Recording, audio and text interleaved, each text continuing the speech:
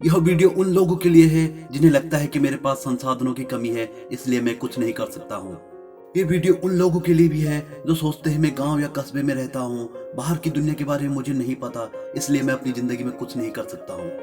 और वो लोग भी इस वीडियो को जरूर देखें जो कॉन्वेंट स्कूलों में पढ़ते हैं, जिनके पास किसी चीज की कमी नहीं है, महंगे महंगे फोन यूज करते हैं, महंगी महंगी कोचिंग लेते हैं, फिर भी उन्हें लगता है वो अपनी जिंदगी में कुछ नहीं कर सकते हैं। क्यों? आखिर ऐसा क्या होता है इनके साथ जिस कारण यह असफल हो जाते हैं? आज आपको एक ऐसी ही लड़की के बारे में बताने जा रहा हूँ जिसने सरकारी स्कूल से पढ़ाई करके क्लास 6 में जाकर ABCD सीखने के बाद दिल्ली IIT तक का सफर तय किया। जहाँ लोग महंगी महंगी कोचिंग लेने के बाद भी एग्जाम क्लियर नहीं कर पाते हैं, उसने सरकारी स्कूल में पढ़कर जैम के एंट्रेंस एग्जाम में ऑल ओवर इंडिया में 72वीं रैंक हासिल की। मैं बात कर रहा हूँ उत्तराखंड के हल्द्वानी शहर के पास एक छोटे से गांव में रहने वाली विद्या बिष्ट के बारे में। वह एक साधारण से परिवार में रहती थी। घर की आजीविका चलाने के लिए उनके पिताजी खेती बाड़ी का काम किया करते थे।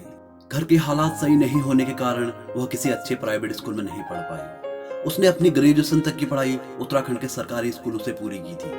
उनके ऊपर पढ़ाई का ऐसा जुनून सवार था, जहां बच्चे एक छींक आने पर भी स्कूल न जाने का बहाना बनाते हैं, तो वह 102 बुखार में भी स्कूल में पढ़ाई कर रही थी। टीचर उनको घर को भेज रहे थे, लेकिन वह पढ़ाई मिस ना हो जाए इस कारण क्लास में बैठी रही, तो मजबूरन टीचर को उनके पेरेंट्स को बुलाकर उसे घर को भेजना पड़ा। उसके ऊपर पढ़ाई की ऐसी धुन सवार थी, वह धूप हो या बरसात, शादी हो या पार्टी, कुछ नहीं देखती थी और रेगुलर स्कूल जाती थी, जिस कारण उसकी क्लास में 100% अटेंडेंस रहती थी। जहां आजकल के बच्चे पढ़ाई से बचने के लिए तरह तरह के बहाने बनाते हैं, तो उसके घर वाले उससे किताब बनकर और सो जा कहने के लिए उसे थप्पड़ मारते थे।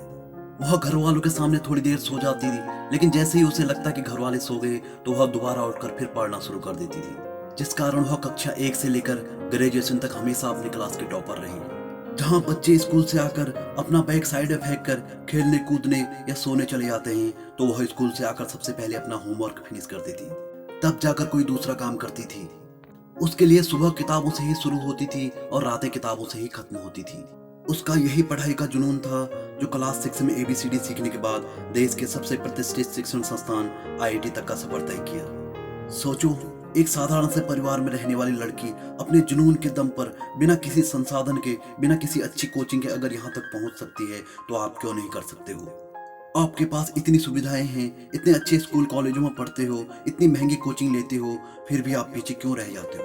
आप इसलिए पीछे रह जाते हो क्योंकि आपके पास वैसा जुनून नहीं है। आप वह सारे काम करते हो सिर्फ अपनी पढ़ाई को छोड़कर। हमेशा अपने फोन में लगे रहते हो, इधर उधर की बातें करते हो, लेकिन आपके लिए जो जरूरी है पढ़ाई, सिर्फ वही काम नहीं करते हो। इसीलिए मेरे दोस्त, अभी तेरे पास समय भी है और मौका भी है, तो अपनी पढ़ाई पर और अपने काम पर ध्यान दे। कल के दिन सफल हो गए ना, तो अपने दम पर वह सारे काम कर सकते हो जो अभी घर वालों के दम पर कर रहे हो। इसीलिए वह कहते हैं ना, खुद ही को कर बुलंद इतना कि तकदीर लिखने से पहले खुदा भी तुझसे आकर पूछे, बता तेरी रजा क्या है। अगर वीडियो अच्छी लगी तो लाइक और शेयर कर दीजिए। अगर आप पहली बार हमारी वीडियो देख रहे हैं तो हमारे चैनल को सब्सक्राइब कर दीजिए, ताकि ऐसी ही मोटिवेशनल वीडियो आपको देखने को मिलती रहे। और मिलते ही बहुत जल्द एक और नई मोटिवेशनल वीडियो के साथ।